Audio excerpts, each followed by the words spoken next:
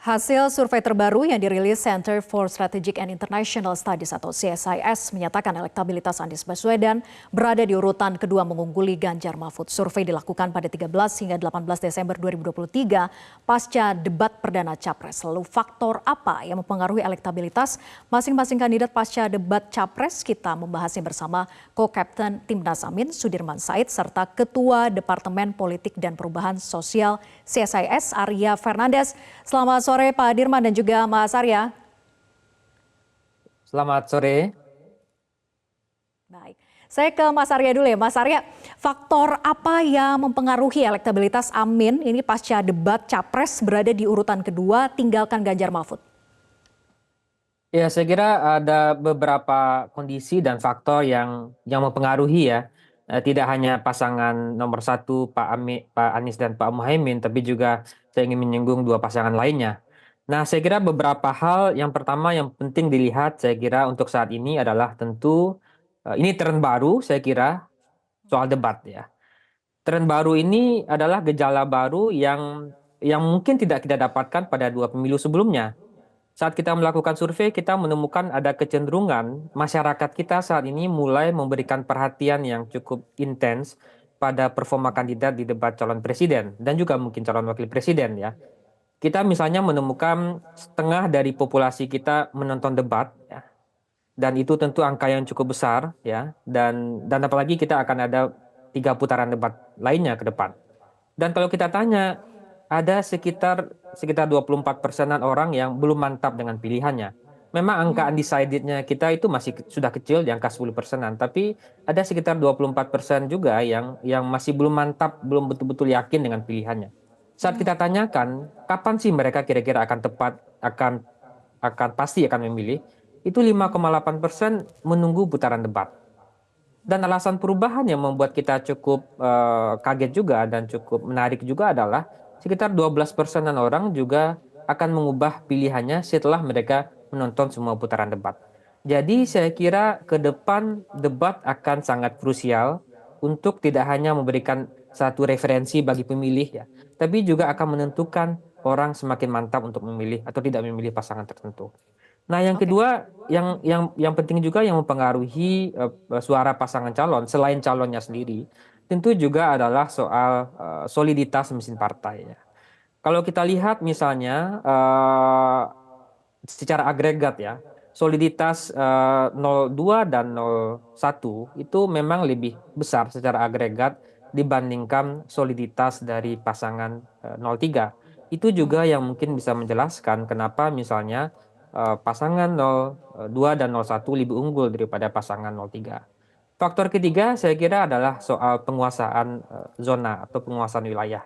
Kalau kita lihat distribusi dukungan pada pasangan 01 misalnya berhasil dengan baik terutama menjaga dukungan pada basis-basis yang dulu menjadi basisnya Pak Prabowo ya. Misalnya di Sumatera, sebagian besar provinsi di Sumatera, kemudian juga secara baik juga di Jakarta ya karena Pak Anies sebelumnya adalah Gubernur DKI Jakarta dan tentu juga Jawa Barat.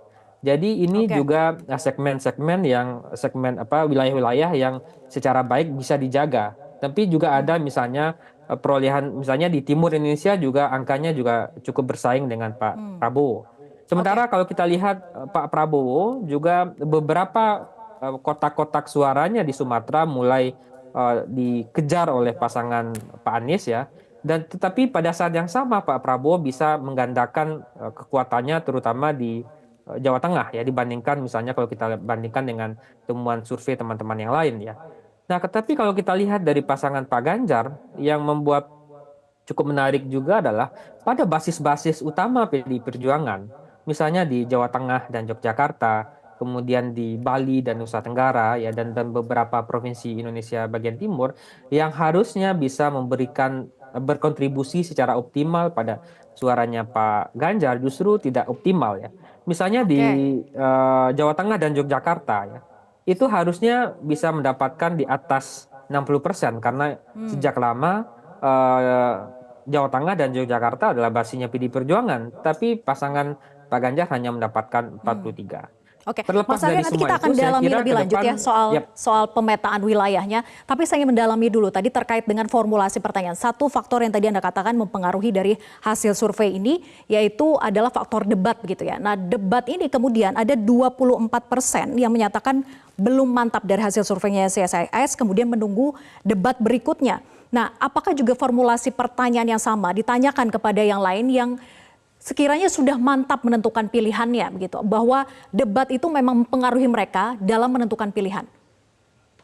baik, saya kira ini pertanyaan yang bagus ya. Kita memang ada beberapa model pengukuran untuk melihat bagaimana stabilitas suara calon, bagaimana tingkat kemantapannya, dan bagaimana pilihannya. Pada formulasi pertama, kita menanyakan tentu pilihannya. Kalau saat ini Anda berada di TPS, kira-kira Anda akan memilih siapa? Nah, dari angka tersebut memang ada sekitar 10% orang, sekitar 10%-an responden yang belum menentukan pilihan atau ketika dia ditanya, dia merahasiakan pilihannya. Kemudian pada formula yang kedua kami tanyakan seberapa yakin atau seberapa mantap Anda dengan pilihan tersebut. 75% dari total sampel kita memang mengaku sudah yakin dan sudah mantap dengan pilihannya. Tetapi ada sekitar 24,8% yang belum mantap. Mereka mungkin sudah punya pilihan, tapi mungkin tidak sepenuhnya yakin, tidak sepenuhnya Hmm, mantap. Apa yang membuat mereka belum mantap atau belum yakin ya? Kalau dari sisi waktu, itu memang ada sekitar 5,8 yang menunggu debat. Tapi sebagian besar lainnya juga ada yang menunggu hari H pemilihan, ya, atau hmm, seminggu sebelum masa pemilihan. Nah, oke. tetapi kalau dari sisi dari 24,8 itu kita tanyakan kira-kira apa yang membuat Anda belum mantap gitu ya Hmm, dari yang 24 itu. Nah, distribusi dari yang 24% itu, 12,5-nya ya dari total sampel kita ya. Jadi yang mantapnya 75, 12,5-nya itu orang menunggu debat. Nah, jadi ini yang membuat kita menarik bagi kita karena debat ke depan itu akan punya posisi yang strategis di masa pemilih. Untuk itu tentu kita berharap agar para pasangan calon tentu mempersiapkan betul performanya di debat mhm. tentu dengan program-program strategis yang menjadi kebutuhan kita juga di masa depan. Oke, saya ke Pak Dirman, tadi nyatakan bahwa hasil survei CSIS memang ada faktor debat yang mempengaruhi pemilih untuk menentukan pilihannya. Dan masih ada potensi begitu ya, 12,5% menunggu hasil debat, 24,8% belum mantap dengan pilihannya. Nah, bagaimana kemudian strategi dari pasangan Amin untuk bisa berkejaran dengan waktu, mengingat juga masih ada debat-debat berikutnya nih, masih ada 3 debat lagi. Silakan Pak Dirman, masih di mute? Boleh di unmute dulu? Oke, kedengaran sudah? Ya, silakan. Baik, terima kasih. Mas Arya, terima kasih memberikan satu perspektif metodologi ilmiah yang menjelaskan hubungan antara sikap pemilih dengan setelah menyaksikan debat. Dan saya kira memang ini satu konsekuensi dari semakin cerdasnya pemilih, semakin knowledgeable-nya pemilih. Karena di hampir seluruh antara yang saya saksikan di negeri ini, semua orang pegang gadget, semua orang pegang alat komunikasi. Dan itu sarana paling baik untuk melihat bagaimana kemampuan kandidat. Saya berpendapat bahwa Pilpres ini adalah kompetisi antar figur yang harus mempertunjukkan kemampuan komunikasinya, visinya, konten, kemudian bagaimana appealing kepada publik.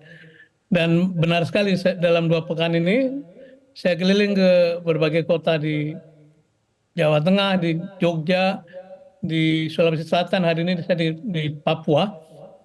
Ibu-ibu pedagang di pasar pun menyaksikan debat gitu. Jadi kita tidak boleh underestimate pada pengetahuan mereka mengenai masalah-masalah yang sedang dihadapi bangsa ini. Dan alhamdulillah kandidat kami pasangan Anies dan Muhaimin itu 2 orang yang backgroundnya aktivis, lama sekali menggeluti diskursus publik sehingga ketika harus menyampaikan materi-materi yang menjadi bahan debat itu tidak ada halangan apapun. Terlebih lagi memang 2 kali debat yang sudah lewat itu saya kira hampir semua lembaga memberikan nilai positif kepada keduanya, kepada Pak Anies maupun Muhaimin.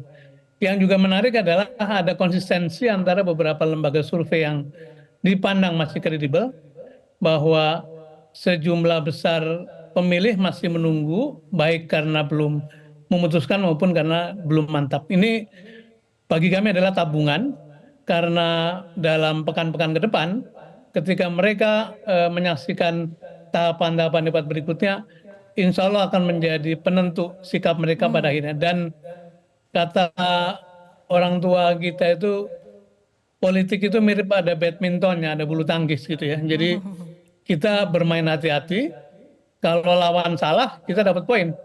Dan kita akan terus berhati-hati seperti itu untuk menjalani sisa masa kampanye, baik kampanye publik maupun forum-forum debat yang diselenggarakan KPU maupun oleh lembaga-lembaga lain. Jadi kami sangat menanti kesempatan itu untuk memberikan komparasi bahwa calonnya nomor 1 Pak Muhaimin dan Pak Anies memang unggul melebihi kemampuan dari dua pasangan yang lain. Oke, nah kemudian saya ingin kembali ke Mas Arya untuk mendalami terkait dengan pemetaan wilayah elektabilitasnya ya. Hasil survei jumlah pemilih Amin ini besar di 3 wilayah, Sumatera, Jakarta, dan Banten bersaing ataupun selisih sangat tipis dengan paslon 02. Bahkan untuk Jakarta angkanya bisa sama persis yaitu 35,2%. Apakah 3 wilayah ini khususnya Jakarta ini sangat tergambar persaingannya begitu ketat antara paslon 01 dan juga 02, Mas Arya? Ya, saya kira memang situasi kompetisi berdasarkan zona memang cukup ketat ya, terutama pada beberapa wilayah yang misalnya di Sumatera memang cukup bersaing antara Pak Anies dan Pak Prabowo ya. Dan dalam beberapa waktu ke depan bisa jadi akan muncul gejala-gejala baru gitu ya di masing-masing daerah tersebut gitu. Nah, Jakarta memang ini juga karena kalau kita lihat Sumatera kan memang sejak 2 pemilu sebelumnya memang basisnya Pak Prabowo ya, dan berhasil di quote unquote dicuri suaranya oleh Pak Anies dalam survei dalam proses kampanye seperti ini. Nah, di Jakarta kita tahu kan memang sejak lama juga pernah jadi basisnya Pak Prabowo juga, dan Pak Anies juga di sana sebelumnya adalah gubernur.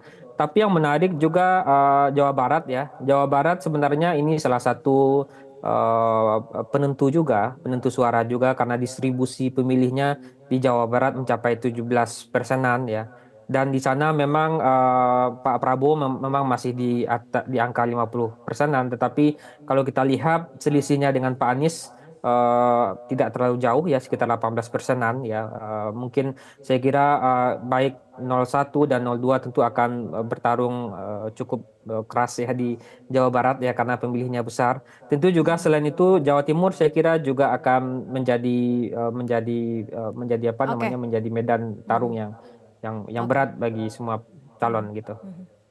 Oke, yang paling ketat bersaingnya memang di Jakarta begitu ya, 35,2%, selisihnya tidak ada selisihnya sama persis begitu. Saya ke Pak Dirman, kalau begitu Pak Dirman, perolehan survei dengan sama persis 35,2% dengan paslon 02 di Jakarta, adakah catatan Timnas Amin terhadap perolehan ini? Kita memberi perhatian pada semua daerah karena kita tidak pernah tahu di mana sebetulnya lumbung suara yang tiba-tiba muncul. Tapi yang kami syukuri adalah kedua kandidat kami ini, Pak Anies dan Pak Muhaimin itu mampu meresonansikan antara ucapan-ucapan di panggung publik dengan ketika bertemu dengan masyarakat, dan itu sedang terus dilakukan terus-menerus. Hari ini beliau di Banyuwangi, kemudian akan terus berkeliling ke daerah untuk mendengar kembali bahwa apa-apa yang disampaikan dalam debat itu betul-betul hasil dari olahan, mendengar aspirasi dari masyarakat. Begitupun di masyarakat memberikan feedback setelah perdebatan-perdebatan itu, sehingga makin memperkaya masalah-masalah yang akan dibicarakan ke depan.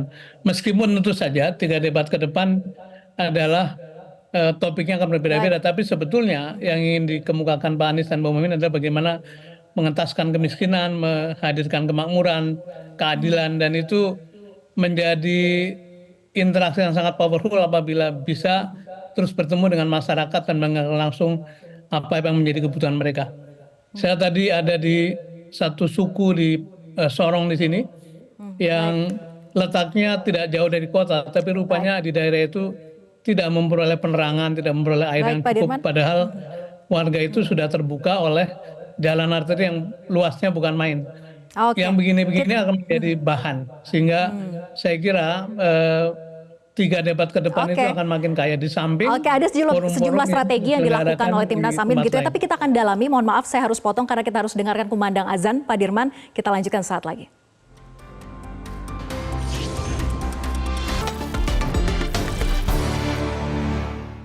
Didukung oleh Top Coffee Gula Aren baru, kopinya ngehit, gula arennya legit, ngehit, try it.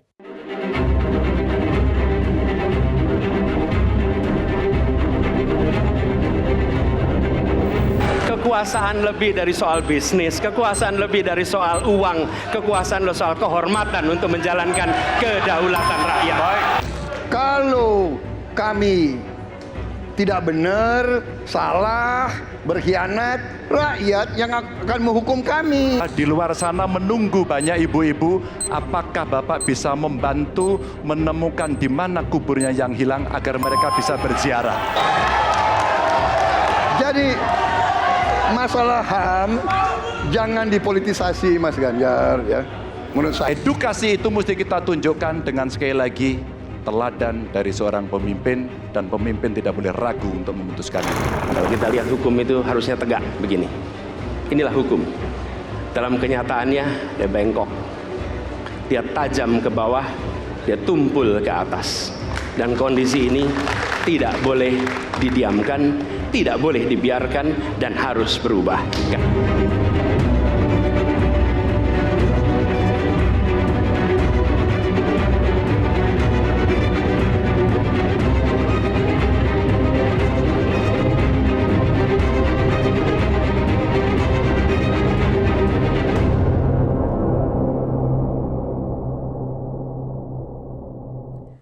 Kita lanjutkan perbincangan karena tadi sempat terpotong ketika disampaikan oleh Pak Dirman terkait dengan strategi Timnas Amin begitu ya untuk mendongkrak elektabilitas khususnya di Jakarta ini Pak Dirman. Apakah ada strategi khusus yang nyata ingin dilakukan misalnya menghidupkan kembali basis-basis pemenangan Amin maksudkan pemenangan Anies pada Pilgub lalu?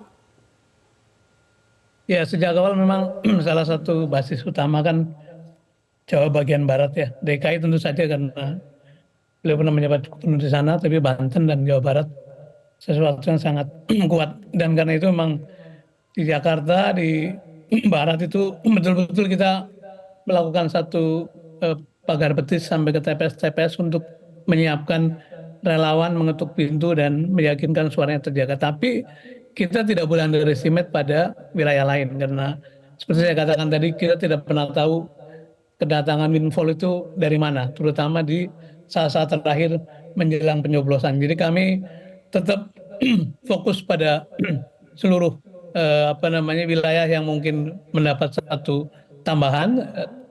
Tentu saja berbagi tugas dengan Pak Muhaimin, berbagi tugas dengan partai-partai pendukung. Jadi umpamanya Nasdem sangat kuat di luar Jawa, karena itu fokus pada luar Jawa.